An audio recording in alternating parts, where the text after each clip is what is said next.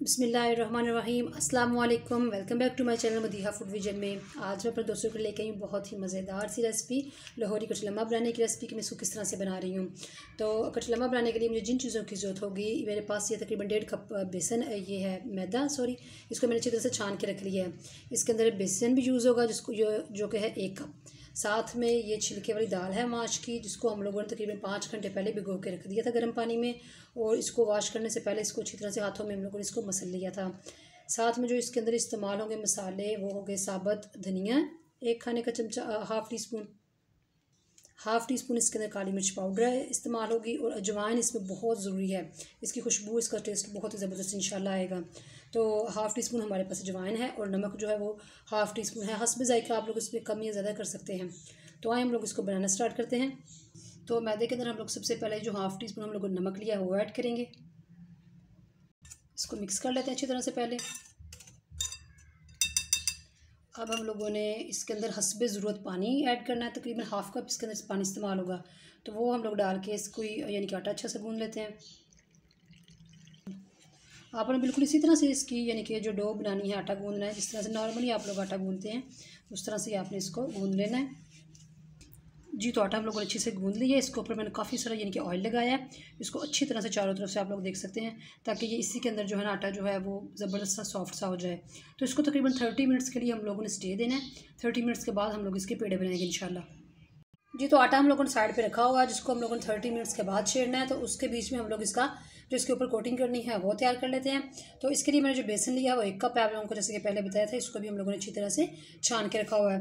तो जो इसके अंदर चीज़ें ऐड होंगी वो सबसे पहले जाएगी हाफ़ टी स्पून हम लोग लाल मिर्च का पाउडर इसके अंदर ऐड करेंगे। और हाफ़ टी स्पून इसके अंदर जाएगी काली मिर्च का पाउडर। और हाफ़ टी स्पून हम लोग इसके अंदर नमक ऐड करेंगे। हाफ़ टी स्पून हम लोगों ने इसके अंदर धनिया पाउडर ऐड करेंगे।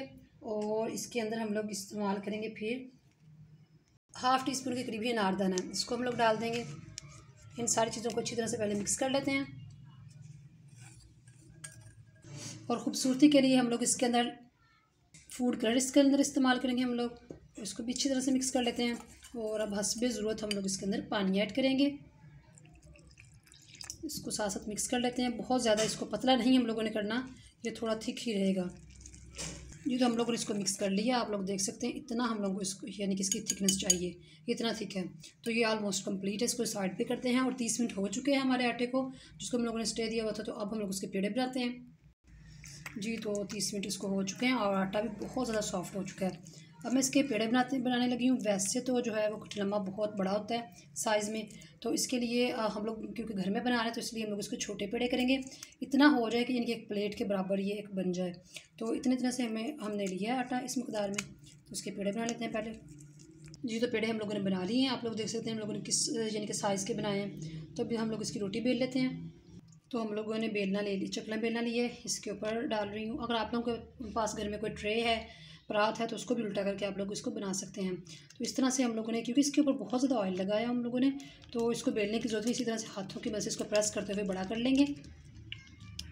जी, तो आप लोग देख सकते हैं हम लोगों ने इसको इसी तरह हाथों की मदद से प्रेस करते हुए बेल लिया। और अब इसके ऊपर हम लोगों ने जो बेसन रखा हुआ था, इसकी कोटिंग इसके ऊपर करने के लिए मिक्स करके वो लगाएंगे।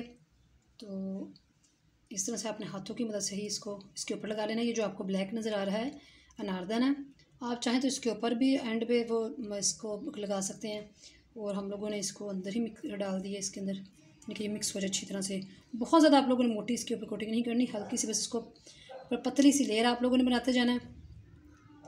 और अब हम लोग इसके ऊपर दाल लगाएंगे। ये माश की जो छिलके वाली इस तरह से ना हल्की हल्की से आप लोगों ने इसको सारे रोटी के ऊपर लगा लेनी है। इसको भी मैं ऊपर से प्रेस नहीं कर रही। तो अभी हम लोग इसके ऊपर ये धनिया, सूखा धनिया, इसको मैंने अच्छी तरह से ना दरदरा सा कर लिया। अजवाइन हम लोग इसके ऊपर इस तरह से करेंगे, लगाएंगे। इसका तो टेस्ट बहुत ही ज़बरदस्त इंशाल्लाह आएगा। और लास्ट में हम लोग जिसके अंदर बहुत ही मज़ेदार खुशबू के लिए हम लोग इसके ऊपर कसूरी मेथी लगाएंगे। तो मैंने इसके अंदर एंड पे आप लोग जो है ना वो अनारदाना लगा सकते हैं यहाँ पे, यानी कि इस लेवल पे। तो हम लोगों ने पहले से इसके अंदर इस्तेमाल डाल ली है, बात तो एक ही है। तो अब हम लोगों ने इसको ऊपर से अच्छी तरह से हल्के हल्के हाथों से इस तरह से प्रेस करना है, ताकि ये जो है ना बेसन के साथ कोटिंग के साथ ये मिल जाए। और क्योंकि हम लोग अगर इसको अचानक से ऑयल में डालेंगे तो अगर इसको प्रेस नहीं करेंगे तो ये सारा ऊपर से ख़राब हो जाएगा। अब आप लोग देख सकते हैं, यानी कि उसके साथ बेसन के साथ ये मिल गया। तो अब हम लोगों ने दूसरी तरफ ऑयल रखा हुआ है गर्म करने के लिए, जो कि काफ़ी तक गर्म हो चुका है। अब इसको उठाते हैं और उसमें हम लोग डीप फ्राई करते हैं। ऑयल काफ़ी हद तक गर्म हो चुका है। अब मैं इसके अंदर इस तरह से आराम से आप लोगों ने डालना, इस तरह से आप लोगों ने इसको आराम से हल्के हाथों से डालना है, क्योंकि ऑयल बहुत ज़्यादा गर्म होगा, बहुत एहतियात की जरूरत है। तो ये एक तरफ से ये कुक हो चुका है, 30 से 40 सेकंड हो गए हैं। अब हम लोगों ने इसको एहतियात के साथ उठाना है 2 बर्तनों के साथ, और इसकी साइड चेंज कर लेंगे। इस तरह से आप लोगों ने इसकी साइड चेंज कर लेनी है।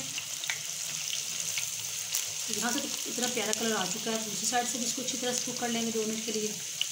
इसके अंदर मैंने एक तरफ से इसको पकाते हुए, जब इस साइड से मैंने किया था, डाला था, तो मैंने इसके अंदर सुराख कर लिए थे, क्योंकि अगर हम लोग इसके अंदर सुराख ना करते तो ये पूड़ियों की तरह ये फूल जाता, तो जिससे ये हमारा जो कटलमा है वो ख़राब हो जाता।